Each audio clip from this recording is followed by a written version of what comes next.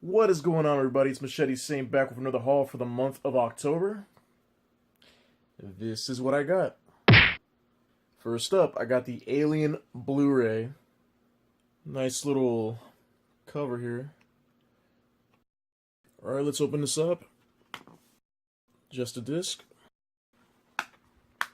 The one that started it all. Okay, special features. Audio commentary by Ridley Scott, cast and crew. Audio commentary by Ridley Scott, theatrical version. Introduction by Ridley Scott. Final theatrical isolated score. Composer's original isolated score. Deleted and extended scenes. Alright, next.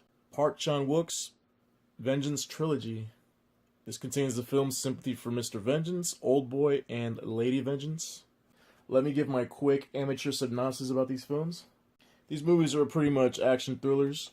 First we have Sympathy for Mr. Vengeance, 2002. Okay, I know I'm going to butcher this name, but Shin Ha-kyun plays the part of Ryu, a deaf-mute factory worker whose sister needs a kidney transplant. But Ryu loses his job, and he's not a match for a transplant, so he looks towards these black market organ dealers, but they screw him over by taking his kidney and money. Ryu and his girlfriend, Young-mi, plan to kidnap his former boss's daughter and hold her for ransom. Instead, they abduct by mistake the daughter of his former boss's friend, named Dong-jin. One thing leads to another. Something happens, I won't spoil it. Just Dong-jin goes out looking for revenge. Things in this movie get like real dark and emotional, and it doesn't end well for everyone. Okay, next, in my opinion, the best out of the three, Oldboy, from 2003, based off the manga by Nobuaki Minagishi. Our main protagonist, Odesu, is in prison in what looks like a seedy motel room. He doesn't know why, and he doesn't know who is responsible. That means 15 years away from his wife and daughter. Whenever this music plays, gas is released into the room, and Odesu is incapacitated. His captors groom him and clean the room. His only form of entertainment is a television set that the movie uses as a time-lapse. One day after the gas is leaked and Odesu is knocked out, a woman walks in and hypnotizes Odesu, who next wakes up inside of a briefcase, gets out and finds himself on top of a roof. Having nowhere to go, his wife was murdered while he was imprisoned, and since he was framed for her murder, he can't contact anyone. Soon he gets into a fight with some thugs. With 15 years of training, working out, Odesu kicks their asses. Later, in front of a sushi restaurant, a random homeless man hands Odesu a cell phone and a wallet full of money. He enters and orders something that's alive. He orders from the young sushi chef. Strangely, they both recognize each other. Odesu gets a call. It's the guy responsible for his 15 years in prison.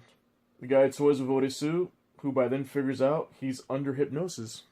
Odesu eats a live squid, then passes out. He wakes up at the sushi chef's place. She's been reading Odesu's journal from his time held captive. Then they both run around town trying to find clues. While he was captive, Odesu spent 15 years eating the same dumplings.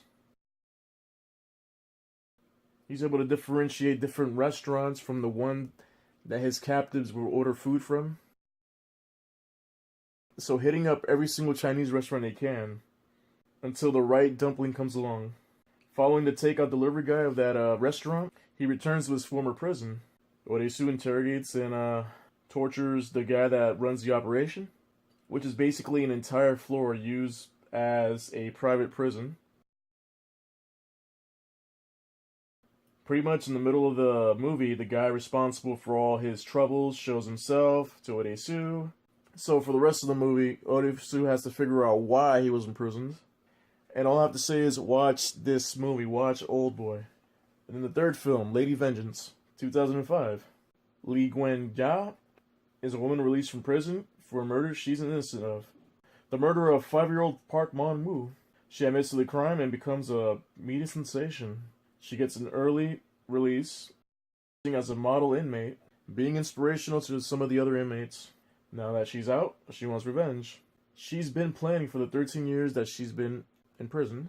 Gwen-ja starts wearing red eye shadow to help with her change of character. Okay, so what happened in the past is in high school, she was pregnant, afraid to go back home to her parents.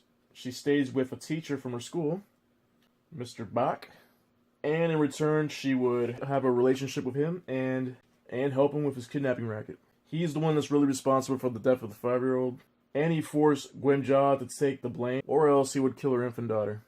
There's the cover.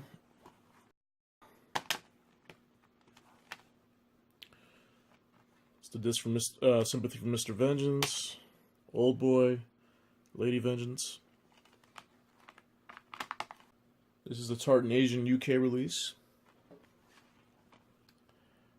Yeah, but definitely watch these, especially Old Boy. Alright, next we have the Blu-ray to Crow Zero, directed by Takashi Miike. It's a 2007 action film based off the manga. Alright, so transfer student Genji Takiya arrives at Suzerain All Boys High School, a high school for violent delinquents. Genji, the son of a Yakuza boss, wants to take over Suzerain so he can prove to his father that he can be his successor. During freshman orientation, a group of Yakuza looking for Sarizama Tamao happens to be the toughest guy at Suzerain. The Yakuza confuse Genji for Serizawa, and Genji ends up kicking their asses. Later, Genji becomes friends with one of the Yakuza named Ken, who himself was a Suzerain student. Ken basically schools Genji on how he can take over the school, on making alliances with other gangs, so he'll be able to take on Tamao and his gang, who are the top dogs at the school. This one was a fun watch. It's a Tokyo Shock release disc.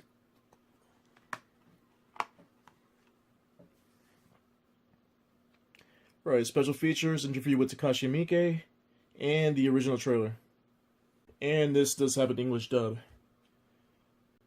Right, next, also directed by Takashi Miike. Bodyguard Kiba. Bodyguard Kiba 2. Apocalypse of Carnage. Let's look at the first one real quick. These are action martial arts movies. The first one's from 1993. A Yakuza named Junpei steals 500 million yen from his gang that was meant for a drug deal with some triads. Junpei never shows up with the money, and he plans on leaving Okinawa with his girl. Back at his boss's office, Junpei makes some bogus excuse, but his boss doesn't buy it. While catching a vicious beating, Junpei notices the cops are coming to his gang's office. He stabs one of the Yakuza right before the police burst in, just to purposely catch an attempted murder charge, and gets sent away to prison for 5 years. And upon his release, he hires Naoda Kiba, a professional bodyguard and karate black belt, who's set on bodyguard jobs like this by his sensei so he can bring in money for the Daito Karate Dojo. His job now is to escort Junpei while he tries to find the money and his girl. Right, both of these are Tokyo Shock releases. This one came with like a trailer disc. The other one didn't.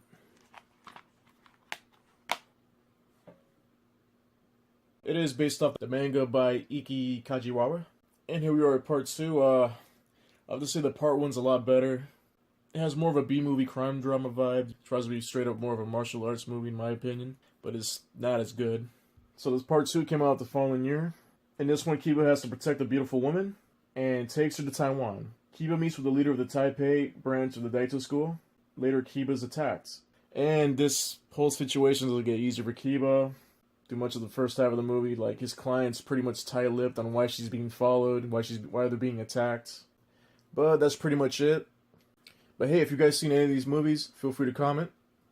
This is Machete Saint, and I'm out of here. Peace.